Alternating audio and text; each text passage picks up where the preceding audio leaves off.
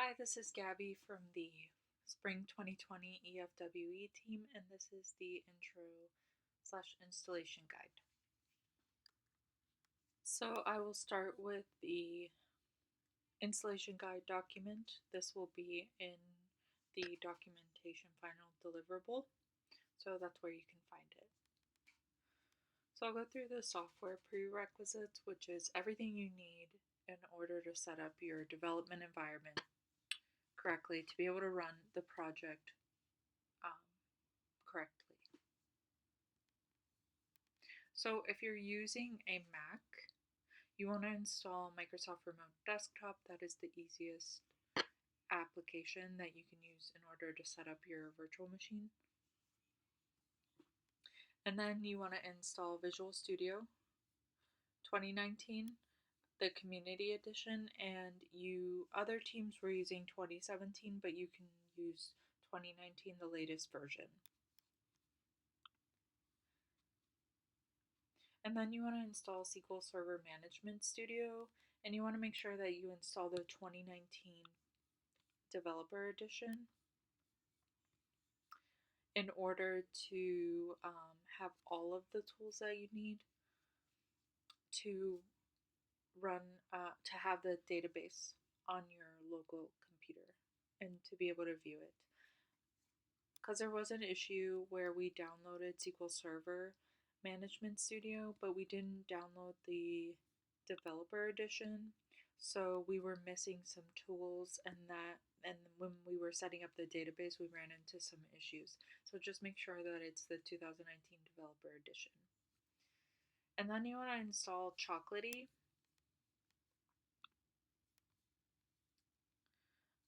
And you want to run this command in the command prompt in order to download it properly.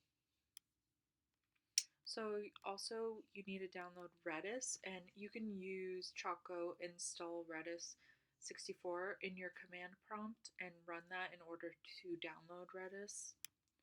And also you want to install Git, and you can use this command in italics and just run that in your command prompt. And you want to download MetaTrader 5 as well. And with MetaTrader 5, that will come with MetaTrader and the meta editor. And then also Postman, and Postman will be used for testing purposes and to test the API functions. And then finally, you want to download .NET Core. Make sure that when you download Visual Studio, it has the correct .NET Core version, and this would be the correct .NET Core version that you need to download. Okay, so those are all the software prerequisites that you need in order to be able to develop, in order to be able to run the project, to test, to see the database. Okay, so now I'll move on to the required repositories that need to be cloned into your C drive. So it's these three repositories. It's the effort VPS Web API, the effort Forex data folder, MQL5, and the effort web app and web API.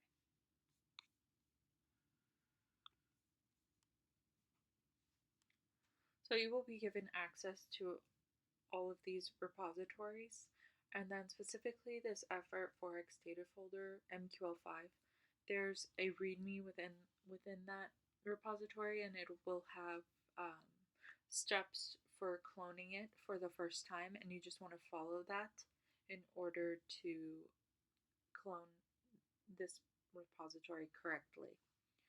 And then for the other repositories, you can just open up a Visual Studio window, and then you can just hit clone or checkout code, and then you just paste the link to that repository. So you want to open up, once you've cloned, you want to open up the solution. So I'll open up the effort web app and web API solution.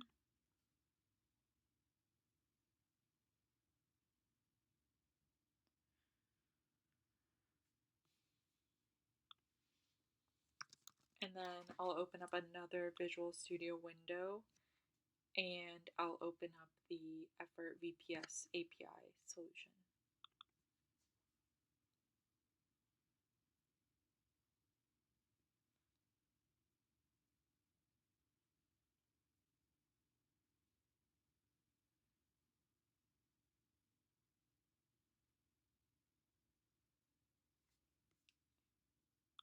And then I also want to show you the data folder, the MQL5 data folder, and the difference. So every terminal will have an MQL5 file, and within that, when you replace the MQL5 file, you'll have the updated version with all the scripts. Here you can see the EFWE, all the scripts that have been worked on.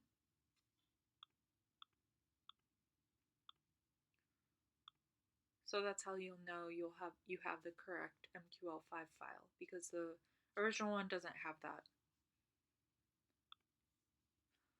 I'll go through the prerequisites for setting up your local environment before you can actually run the project. Let me go to the remote desktop. Okay, so I opened up both solutions. There are no modifications that you need to do in VPS in order to run the website locally. You just have to make sure that this is running in IIS Express and not Effort VPS.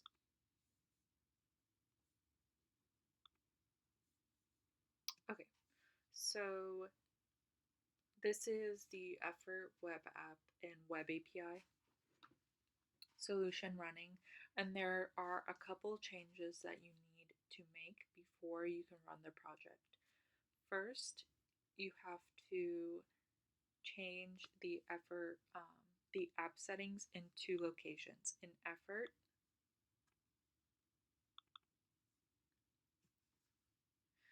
and you have to uncomment the localhost service URL and comment the service URL as our project effort. And then also the connection string for the data source, it has to be changed to localhost. And then the other app settings change that you have to make is in web app or web API.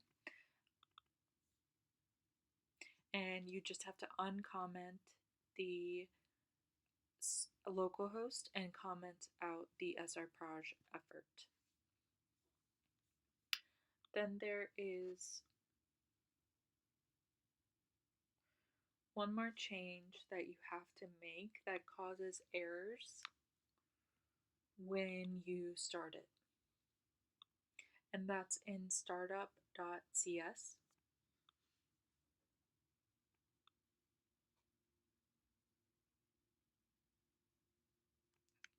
And it's the Stripe service. You have to comment it out from line 91 to 109. You comment it out. And this is for local setup, so it causes errors if you run this locally, whereas it wouldn't if it was on the production server. Once those settings have been changed and modified and commented out, then you need to do a data migration. I'll link the video below on how to do it properly. EFWE, they do the data migration because they're in charge of the database. So I'll link their video below and you can do it through there. So once your data migration has been set up, or your data local version of the database has been set up, then you can actually run the project. So in order to run the project, there has to be multiple startup projects.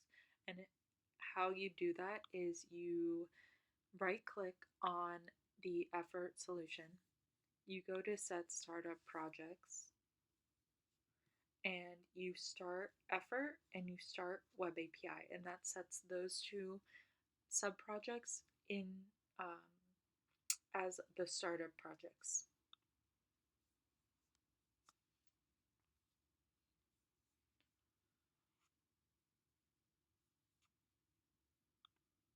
So once you do that,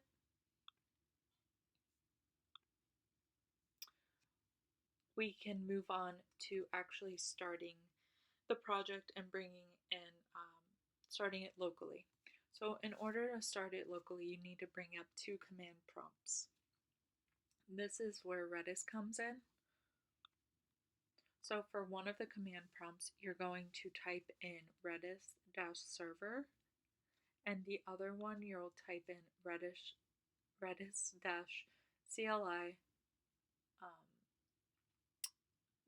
-h localhost, and this is needed in order to run the project properly.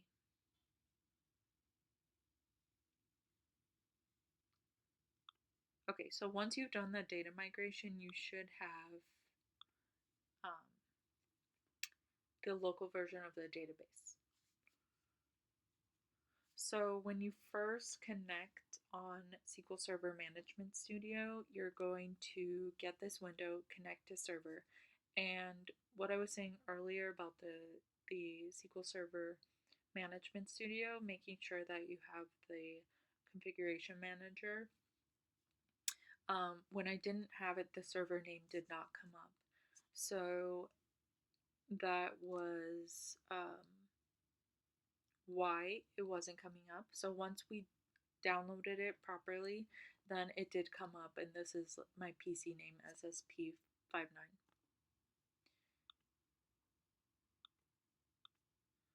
Okay, and then you just connect,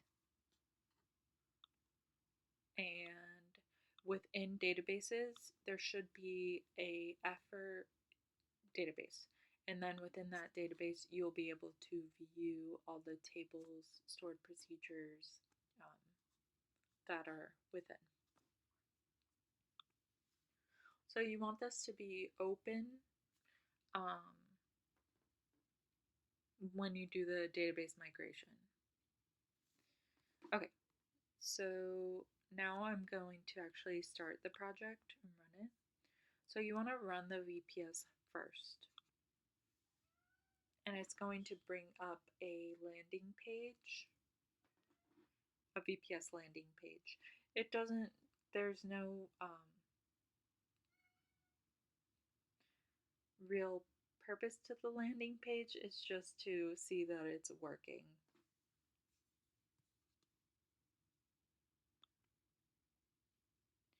And then you can start the effort web app and web API.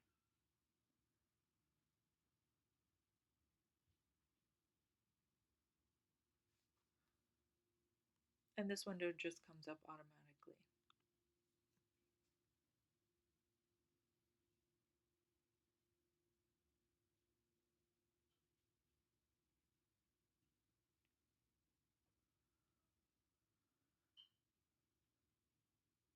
And it takes a little bit to load.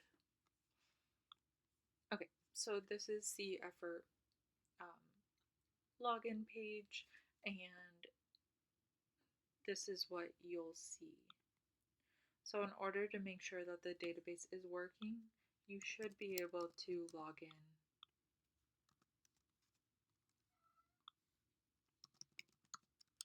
With the correct credentials, so I'm using Trader and the password is effort1234.